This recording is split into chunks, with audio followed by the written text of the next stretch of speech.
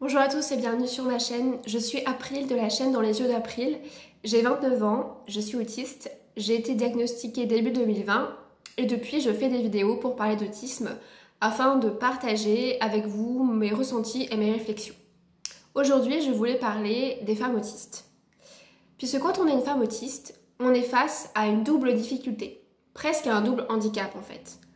On est à la fois neuroatypique dans une société à majorité neurotypique qui rejette violemment la différence et on est aussi une personne, une femme dans une société patriarcale qui depuis toujours maltraite, étouffe la parole et le corps de la femme et dont les individus, hommes comme femmes, intègrent ces codes qui sont totalement banalisés et intégrés dans l'esprit de tout un chacun. Pour la femme autiste, alors on est face à un double interdit. On nous interdit de rendre visible notre fonctionnement, nos spécificités autistiques, et en même temps on nous interdit aussi, quelque part, d'être la personne que l'on veut être, la femme que l'on veut être, si ça ne correspond pas au code qu'on a d'emblée mis sur nos épaules étant petite. Quand on pense que les parents ont déjà des attentes, même inconscientes, concernant leur futur bébé, on peut sans mal imaginer le poids qui pèse sur les épaules du petit enfant à la naissance et encore plus de la petite fille. Est-ce qu'elle aura les yeux bleus? Est-ce qu'elle sera sage? Est-ce qu'elle travaillerait bien à l'école? Etc. Ces questions peuvent vous paraître un peu démodées et caricaturales à l'heure du MeToo en 2020 et pourtant je crois que le chemin est encore long à ce sujet et encore plus concernant les femmes handicapées et les femmes autistes. Il faut que tout un chacun, en fait, on déconstruise nos représentations, qu'on fasse ce travail d'introspection et une prise de conscience collective ne suffit pas. Me concernant, parfois j'ai peur d'être la personne qu'on a voulu que je sois. Quelle a été ma part de libre arbitre en tant que petite fille rendue d'emblée vulnérable par un fonctionnement différent?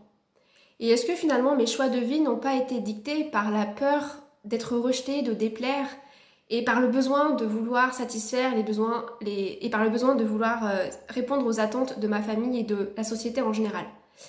Je n'aurai sans doute jamais la réponse à cette question. Néanmoins, je fais attention, je m'éduque, je lis et je me sonde régulièrement pour être bien sûr que mes besoins et mes désirs sont bien les miens et pas ceux qu'on a voulu m'inculquer en réalité. Concernant mes passions, mon travail, je suis pratiquement sûre qu'ils m'appartiennent bien. Mais concernant ma personnalité et mon caractère, je remarque quand même que je corresponds presque trait pour trait à ce qu'on attend d'une femme dans la société en général.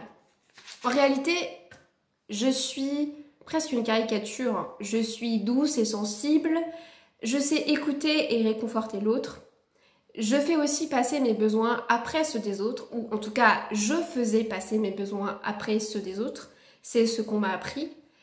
Mes besoins, en réalité, étaient moins importants. C'était cela, la parole implicite. Je suis aussi vive et intelligente, mais je ne me fais pas remarquer, je ne me mets pas en avant. Donc à l'école, je suis très sage et en même temps très bonne élève. Quand je pense que j'étais même une enfant appliquée, enfin considérée comme appliquée alors que je suis dyspraxique, ça vous donne l'idée de la façon dont j'ai pu me contenir et vraiment correspondre à ce qu'on attendait de moi en tant que petite fille. Je corresponds même, pour mon malheur ou mon bonheur, aux normes de beauté de cette société. En effet, petite fille, j'étais blonde, aux yeux bleus, et on me complimentait pour cela. Jamais pour mon intelligence, ou mon imagination, ou ma générosité. Et adolescente, j'étais valorisée parce que j'étais mince, et par mon look. Et on m'invitait d'ailleurs, ma famille m'encourageait à faire du shopping, à avoir des petits copains, et même bronzer l'été sur la plage, afin d'être encore plus jolie avec une peau hâlée. C'était vraiment le règne des apparences. Et j'avais beau passer tout mon temps à lire, à rêver et à être très solitaire, jamais ces activités suspectes n'étaient vraiment prises en compte par ma famille et encore moins évoquées lors des repas de famille. Il fallait donner l'impression que j'étais une adolescente, tout ce qu'il y a de plus normal. Et on valorisait beaucoup mon physique au détriment de qui j'étais à l'intérieur. Ce que j'étais à l'intérieur n'était pas important pour eux, était inexistant et même invisible. Pourtant, des choses auraient pu leur sauter aux yeux dès ma naissance et à mon enfance. Durant mon enfance, puisque j'étais un bébé qui pleurait beaucoup, je n'accrochais pas le regard, j'étais, selon mes parents, fermée.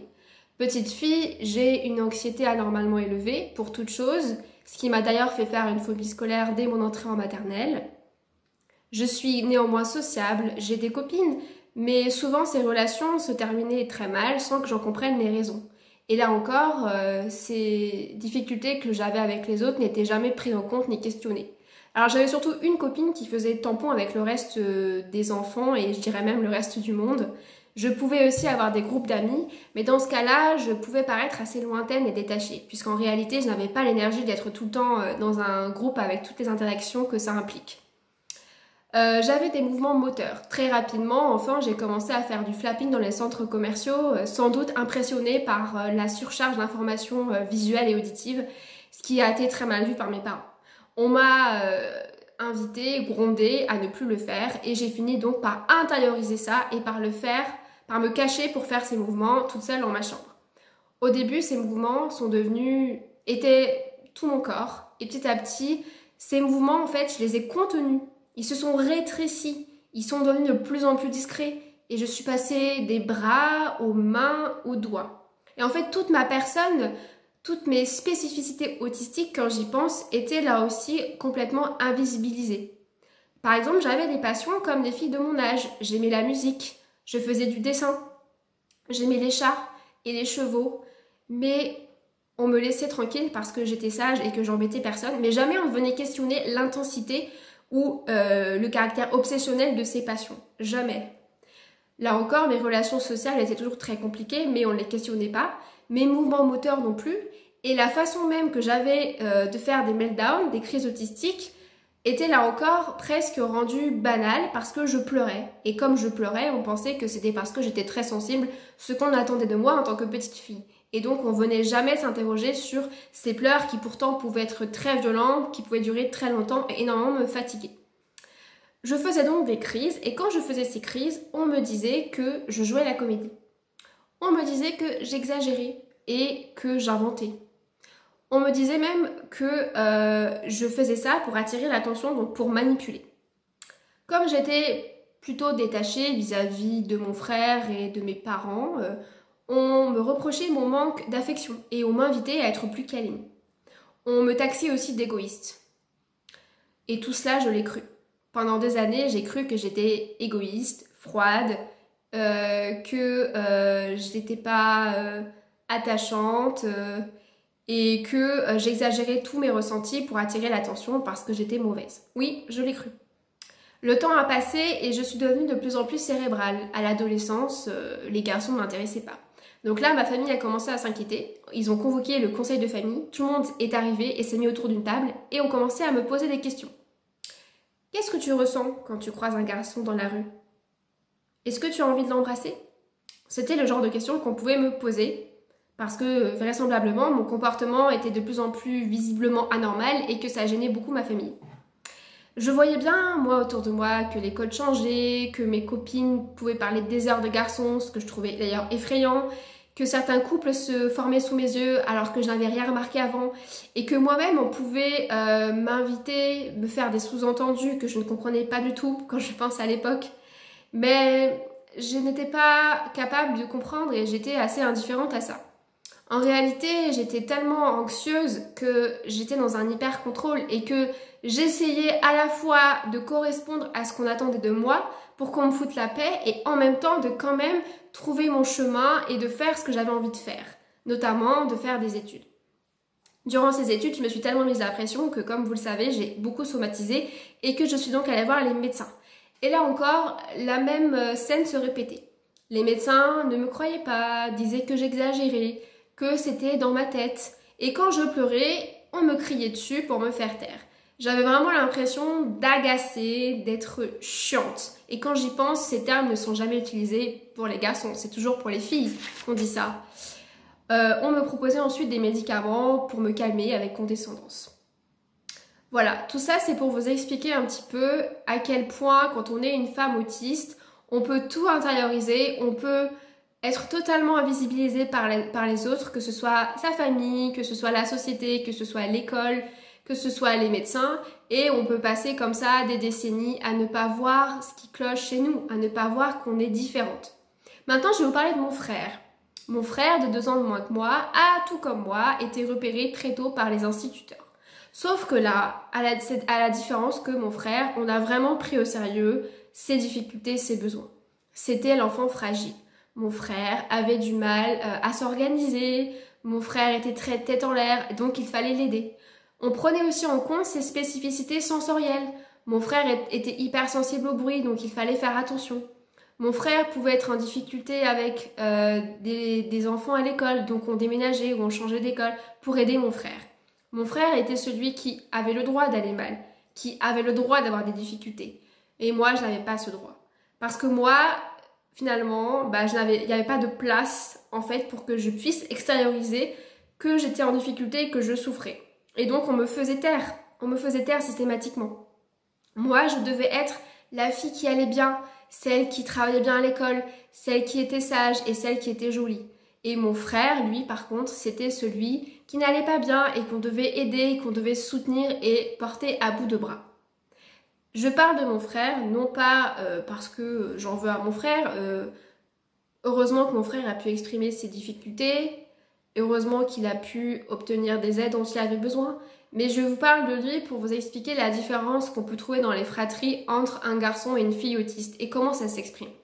Et en fait, parce que les filles autistes, elles expriment leur fonctionnement de manière plus discrète, ça passe totalement inaperçu, c'est totalement invisibilisé. C'est totalement invisibilisé par la société tout entière qui de toute façon confisque la parole des femmes, porte un regard sur elles et les objectifs en permanence, que ce soit les hommes mais aussi les autres femmes. Aujourd'hui, je voudrais dire ceci. À toi, femme autiste, qui a l'impression que tu te sens différente, mais tu ne sais pas. Peut-être que finalement tu exagères et que c'est dans ta tête.